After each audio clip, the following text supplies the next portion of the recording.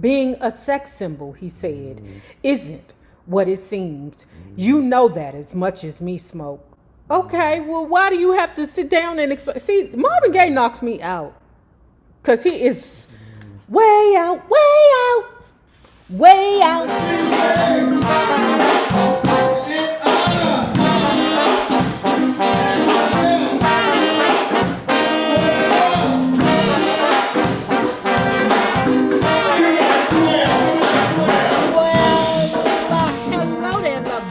Hello there, Bellas.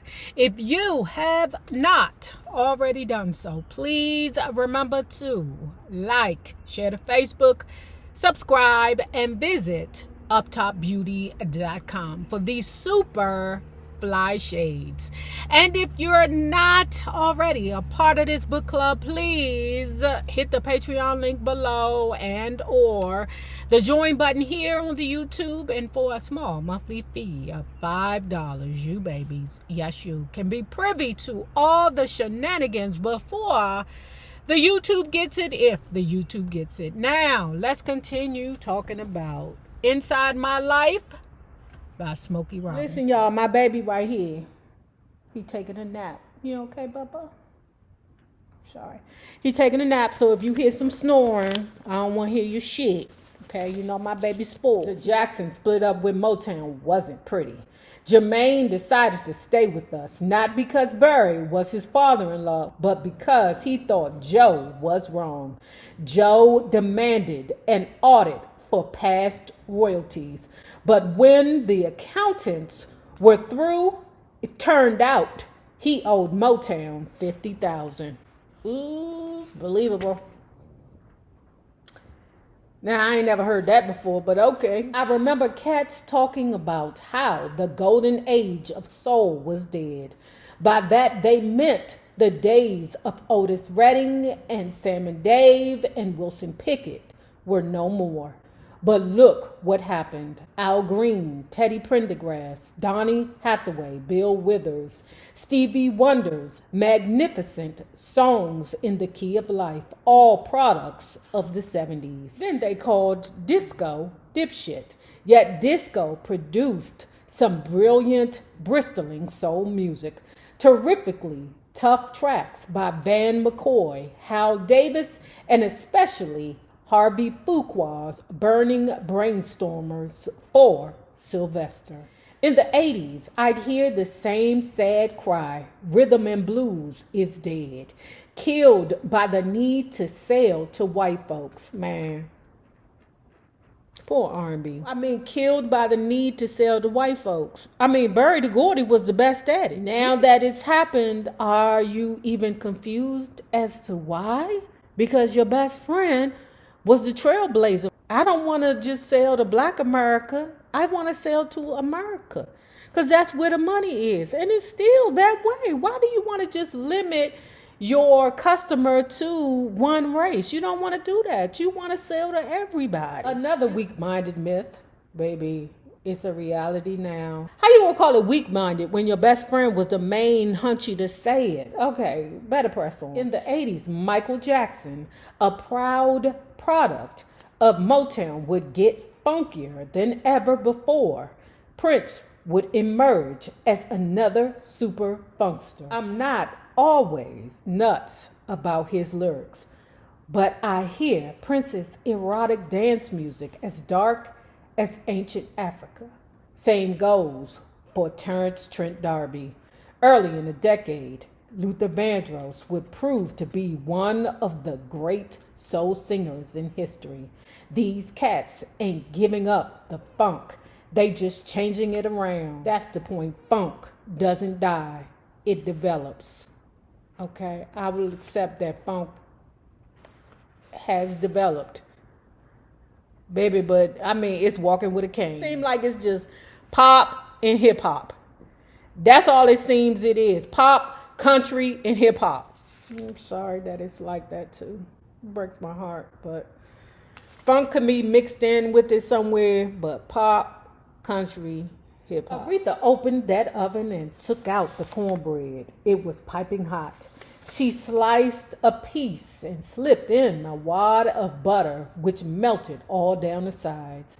Together with the baked chicken, the collard greens, and the corn on the cob, it was a meal you'd kill for. Baby, I told her as we sat in her kitchen in Encino, this is making love to my stomach. You've really made me happy. Wish I could make myself happy, Smoke. But I just don't think LA life agrees with me. I miss Detroit. I miss my family and my friends. It's a big adjustment, I know, but this is the entertainment capital of the world. Smokey Robinson, what you talking about? You know you went through this same shiz with Barry about moving out here. Just 'cause you've adjusted, don't be getting on my case. I want to go home. 2 years later, after Reverend Franklin had been critically wounded in an attempted robbery in his home, she did. It took me 5 years.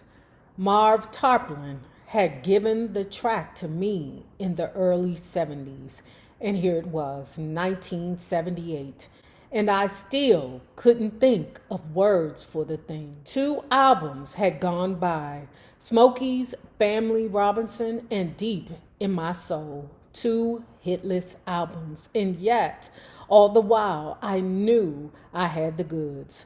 The sales department was screaming for my new album. I had all the tunes done, except I knew the real bomb was still on Marv's demo tape. If only I could think of the words. I was getting closer to the hook, but where was it? Then one smoggy afternoon, cruising down Sunset Strip, I was listening to the radio when they played the Young Rascals' old hit, Groovin'. That night, another word practically knocked me out of bed. Cruising. Great.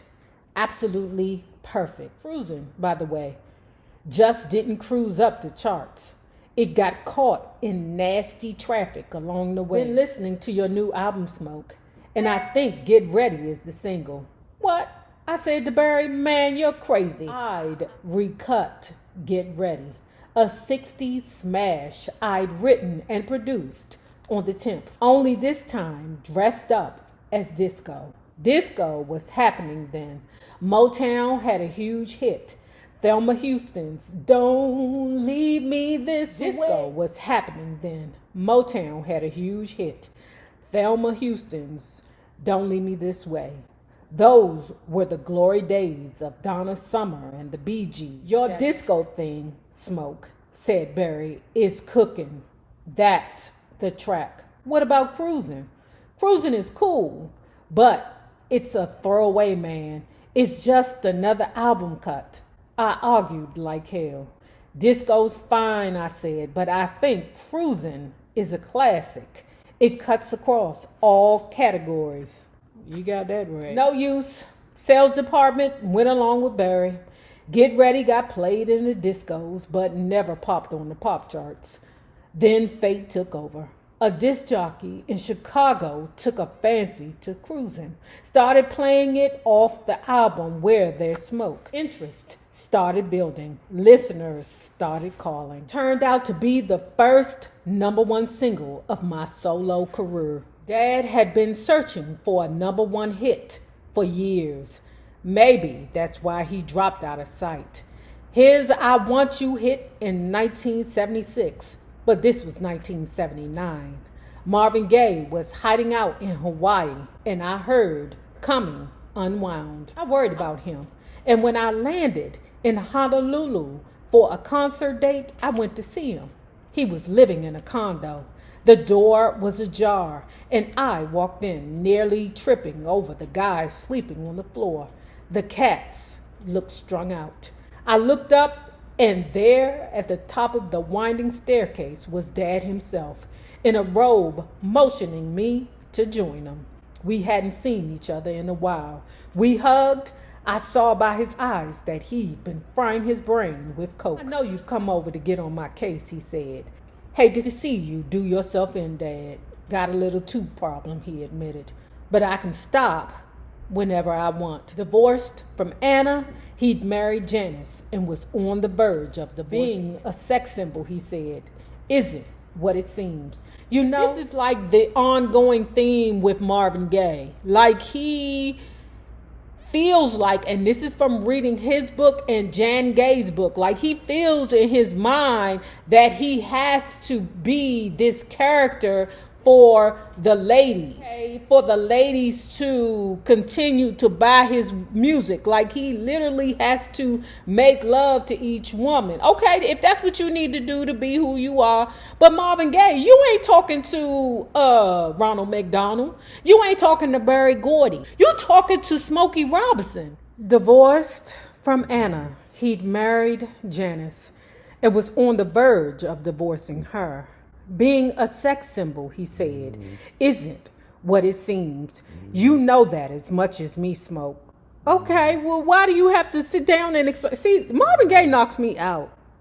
Because he is way out, way out, way out. Women are not only willing, but dying to screw us. Sure. One nod and they come running. What man wouldn't? Who's strong enough to resist? It goes with the territory, I replied, thinking of the temptations I'd both avoided and tested. Well, I'm leaving the territory. I'm going to Europe, man. What'll that prove? Give me a chance to regroup. Need to clear my head so I can start writing again. Got a whole comeback battle plan mapped out. Right now, though, my cash is a little tight.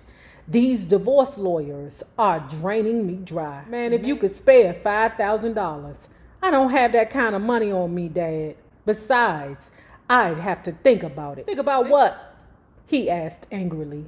In the old days, you wouldn't have to think a second before loaning a friend 5 G's. Call me when I get back to LA. Meanwhile, cool it with the coke. All right, this ain't looking good. Jan told us.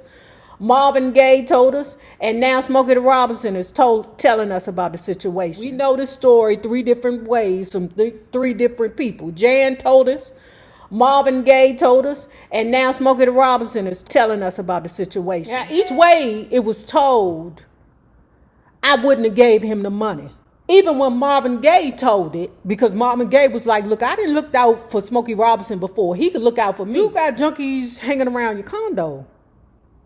Marvin, I ain't about to give you nothing. You ain't gonna do shit but smoke it up. I would never. Okay, like I would give, I would give somebody $5, maybe 10, maybe a 20. Okay, there you go. But 5 G's, I'm about to give you your next. I'm about to sponsor your next crack tour. Answer no. Call me when I get back to LA. Meanwhile, cool it with the coke. Gonna stop next week. Got this plan. A week later, Marvin called. That's another one. If I gotta call you to do a favor for me that I already asked you to do, it ain't looking good, Marvin Pooh. Where's the money? He wanted to know. Decided not to send it. How come, man? 'Cause it'll only wind up your nose. You don't know that. My bread isn't going to help you, Dad.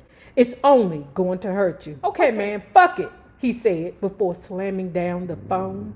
3 years would pass before we spoke again. Yeah, he mad at you, Smokey. In Marvin's madness, I might have seen a preview of my own paranoia, but I wasn't looking.